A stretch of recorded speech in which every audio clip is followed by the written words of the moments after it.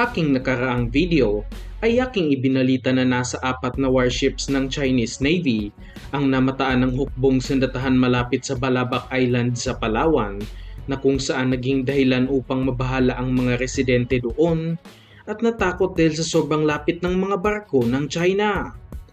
Maliban sa mga warships, namataan din ang tinatawag na monster ship ng China malapit sa Ayungin Shoal na ilang kilometro lang din mula sa Palawan, at makikitang papalapit ang pwersa ng China sa mismong kalupaan ng Pilipinas, kaya malaking banta ito sa seguridad ng bansa. Nanawagan naman ang Estados Unidos nitong linggo lang din na itigil na ng China ang pang-aapi nito sa mga Pilipino sa West Philippine Sea, at nagpahayag na suportado nila ang ating bansa laban sa China at nakahanda silang manghimasok kung sakaling magkaroon ng armadong pag-atake. Hindi lang din hanggang salita lang ang Estados Unidos at nagpadala ito ng kanilang warship sa Puerto Princesa, Palawan,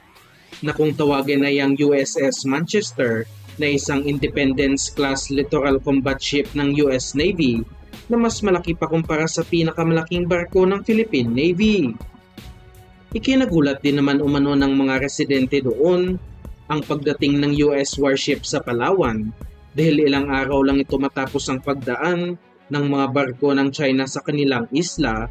at ang pagdating ng US warship sa Palawan ay malaking mensahe laban sa pwersa ng China.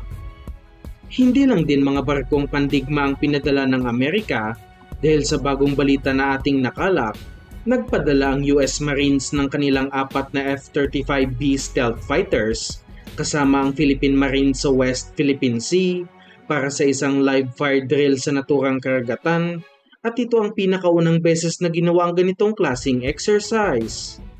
Base sa impormasyon na ating nakalap, nagpabagsak ng 7 500-pound na guided bombs ang mga fighter jets sa isang mock target sa West Philippine Sea, at habang nagsasagawa ng airstrike drills ang mga F-35, ay nakabantay din pati ang mga F-22 Raptor na isa ding klase ng stealth fighter ng Estados Unidos. At dahil na rin sa pagpapakitang lakas na ito ng Amerika, ay mistulang nakaramdam din ng China matapos ang sinasabing monster ship ng kanilang bansa ay umalis na sa Palawan at huling namataan sa Scarborough Shoal, at sinasabing pabalik na ito sa mainland China. At ang mas magandang balita pa dito ayon sa Philippine Navy, ay umalis na rin lahat ng barko ng China sa Sabina Shoal, na isang bahura na sinasabing gagawan sana nila ng artificial island, ngunit na monitor ito ng ating Navy at Coast Guard, kaya bantay sarado ito sa ngayon ng ating pwersa. Napakagandang balita nito na umatras na kahit papano ang pwersa ng China, dahil ibig sabihin ay medyo humuhupa na ang tensyon sa West Philippine Sea at makakahinga na ng kaunti ang ating mga pwersa doon. Ilang buwan din nakabantay ang BRP Teresa Magbanwa sa Sabina Shoal nang walang balikan sa puerto ng Pilipinas, at dinadalhan lang sila ng supply gamit ang Parola-class patrol vessel. Ngunit hindi rin dapat maging kampante ang ating bansa dito, dahil anumang oras ay pwedeng bumalik ang mga Chinese vessels kapag umalis na ang mga Amerikano sa Palawan, at magbawas ng presensya ang ating Navy at Coast Guard.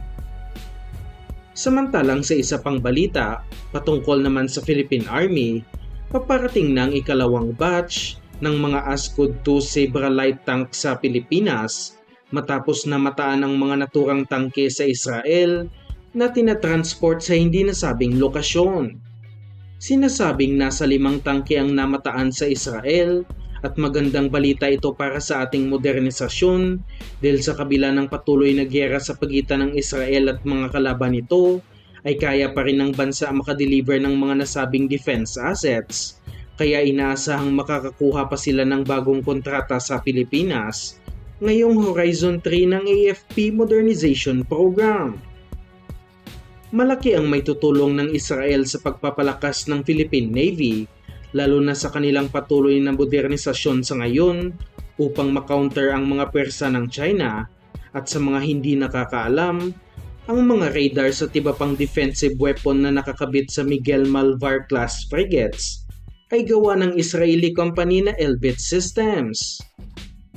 Napakarami na nang nai-deliver ng Elbit system sa ating hukbong sandatahan, katulad na lang ng mga drones ng Philippine Air Force na nakabantay ngayon sa West Philippine Sea, mga radar systems na may range na nasa 400 kilometers, at pati mismo ang Saberlight tank ay sila ang nagdisenyong kumpanya. Nagsabi na din mismo ang ambasador ng Israel sa Pilipinas na handa nilang ibenta ang lahat ng kanilang mga produkto sa bansa, lalo na't mas lumalalim ang relasyon ng Pilipinas at Israel. Sinabi din sa ibang balita na nagsumiti na umano ang Philippine government ng mga gusto nilang bilhing mga missiles at iba pang pangdepensa mula sa mga Israeli Defense Company sa gitna ng patuloy na tensyon laban sa bansang China.